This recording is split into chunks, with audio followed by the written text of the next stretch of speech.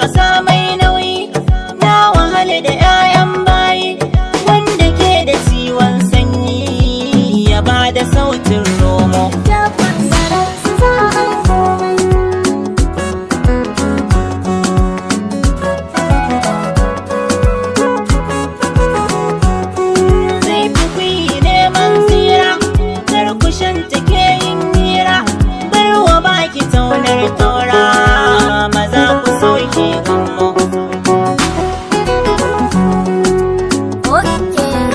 It is with pleasure and humility to address you as the flag bearer of our great party, PDP, in the forthcoming election of Jigawa State Southwest Senatorial Districts.